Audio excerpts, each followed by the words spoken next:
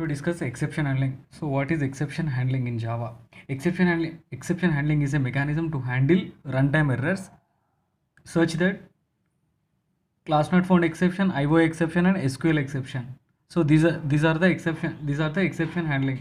So what is the advantage of exception handling? The core advantage of exception handling is to maintain the normal flow of the application. So an exception normally disrupt the normal flow of the application. That's why we use exception handling. Let's take one scenario. So here 1 to 10 statements will be there. The fifth statement will get exception. So here exception will occur. So what we will do, suppose there are 10 statements in our program and there occurs an exception in the statement fifth. So the rest of the code will not be executed. That is, the statement 6 to 10 will not be executed. If we perform exception handling, the rest of the statement will be executed. That's why we use exception handling in Java. So the hierarchy of exception handling. Hierarchy of exception handling means first superclass is a throwable. So throwable is a superclass. Subclasses will be exception, error. These two types, okay? Exception and here compile time exceptions and runtime exceptions. So like compile time exceptions like IO exception, SQL exception, class not found exception. These are all compile time exceptions. And runtime exceptions, arithmetic exception, null pointer exception, number format exception. These are all the runtime exceptions. So when come to that error means here we are getting Stack Overflow error, virtual machine error and out of memory error. So these are the errors. So exceptions and errors. So mainly two types of exceptions, that is for checked exception and unchecked exceptions. Here error is considered considered as a unchecked exception according to the Oracle. So there are three types of exceptions: checked exception, unchecked exception and error. So what is the difference between checked exceptions and unchecked exceptions? Checked exceptions, okay? So the class which is which directly inherits the throwable class except to runtime exceptions and error are known as a checked exceptions. Example, IO exception, SQL exception, these are all the checked exceptions, means compile time exceptions, these are all. And unchecked exceptions will be like arithmetic exception, null pointer exception, array index out of bound exception. Those will comes under runtime exceptions. So compile time exceptions will be exception class, runtime exceptions will be unchecked exceptions. Those are all two ways: checked exception and unchecked exception. Error is a irrecoverable, means here this is the system problem. That time we will get Stack Overflow error, virtual machine error, out of memory error, those kind of errors we will get. That is the system problem. So this is the three ways we need to use exception, and we are using 5 keys will be here, like 5 keywords we are using: try, catch, finally, throw and throws. So these 5 keywords we are using. Try means that is used to specify the block of where we should place that exception code. The try block must be followed by either catch or finally. It means we can't use try block alone. So that is the try block. When come to the catch block is used to handle the exception. So it must be preceded by try block, which means we can't use catch block alone. It can be followed by finally block later. That is the catch. Finally block is used to execute the important code of the program. So it is executed whether an exception handle or not. Okay, and throw keyword is used to throw an exception. Okay, so this is the throw keyword. Throws means throws keyword is used to declare the exceptions. So it doesn't throw any exception. So it specifies that there may occur an exception in the method. So it's always used method signature, throws. these are all 5 keywords in exception handling. Okay, and so we need to specify, means there is no, so normally we are using, yeah, so those only. And next we need to discuss, so the internal part is what we how internal working of try catch block. Try catch block internally how they can work, so that is the main point here. So firstly JVM firstly checks whether the exception handled or not. If exception not handled, JVM provides a default handler that perform the, that will be performs. Okay, so that is the, and multiple catch blocks. Okay, so try block can be followed by one or more catch blocks. Each catch block must to contain a different exception handler. So if you have perform different tasks at the occurrence of different exceptions, so Java multi-catch. So at a time only one exception occurs, and at a time only one catch block is executed. All catch blocks must be ordered from most specific of to general, that is arithmetic exception must come before the catch for exception. So this is the multiple exceptions, and we need to discuss try.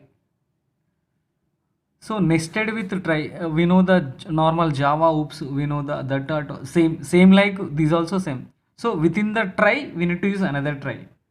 Within the try block, the try block within the try block is known as a nested try block. So that is the nested try block. And finally block. Finally block means the that is used to execute the important code, means closing the connections, like yeah, exception, like finally block is always executed whether exception handle or not. Java finally follows try or catch block. Okay, this finally block either try or either catch, that will be follows the finally block. So finally block Java can be used to clean up the code, like closing the files and closing the connections. That is the finally block. So next to throw keyword we need to learn throw keyword. Throw keyword used to explicitly throw an exception. Okay, so we can throw either checked or unchecked exceptions in Java. By throw keyword, the throw keyword is mainly used to throw in custom exception. Okay, we'll see later, but throw keyword will, the work of throw keyword will be throwing. And we need to discuss exception propagation. Exception propagation is an exception is a first thrown from top of the stack, and if it is not caught, it drops down the call stack of the previous method. If not caught there, the exception again drop down to the previous method. So like that, like I just explain one example here. So this is the propagation. This is the propagation class. In this class one method is there, the method is m1 method. So in this m1 method I am passing some data here, 10 by 0. So we are closing. So now we are calling another method, that is for m2 method. In that m2 method we are calling m1 method. So this is the m1 method. Again I am creating another method, that is the m3 method. In that m3 method I am calling m2 method. So finally we are calling where catch block. So in that catch block we need to handle that exception. So exception handled here. So creating that object we need to call like this. So this is the propagation. By default unchecked exceptions are forwarded in calling the chain of propagated.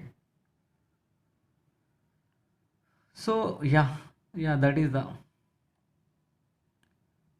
throws keyword. Throws keyword is used to declare an exception. It gives the information to the programmer.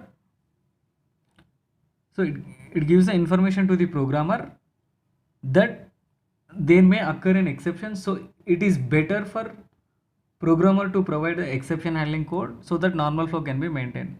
Exception handling mainly used to handle the checked exceptions. If there occurs any unchecked exception, such null pointer exception, it is programmer fault that is not performing checkoff before code being is used. So that is the, so yeah, and we need to discuss the advantage of throws. Now checked exception can be propagated forwarded. It provides the information of the caller method of the exception. So we need to discuss another one, the difference, the main difference between throws and throw. Throw and throws, both are working. Throw and throws. Okay, throw, the main difference between throw is an explicitly we throw the exception. Okay, the point is explicitly we throw the exception, and checked exception cannot be propagated using throw only. We cannot propagate it, and throw is followed the within the object, like within the instance level by an instance. Oh, throw is used to within the method only, and you cannot throw multiple exceptions. These are all comes under throw. Throws is quite opposite this for. So this will declare that exceptions. Checked exception can be propagated, and this will followed by within the class, and this will declare method signatures, and you can declare multiple exceptions also. Throws IO exception, SQL exception. So like that we need to declare multiple exceptions. That is the difference between throws and throw and throws. Okay, and next we need to discuss these finally and finalize. Okay, final is a keyword, finally is a block, finalize is a method. So what is final keyword? Finally is used to apply the restrictions on a class or like method and variables. Final class can't be inherited, final method can't be overridden, final variable value can't be changed. That is the final. Finally used to place that important code, so it will be executed whether exception handled or not. That is the finally block.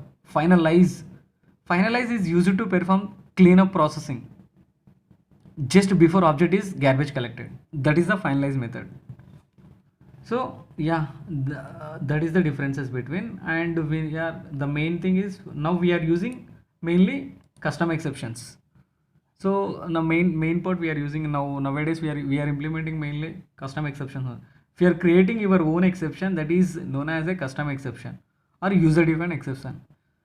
Java custom exceptions are used to customize that exception according to the user,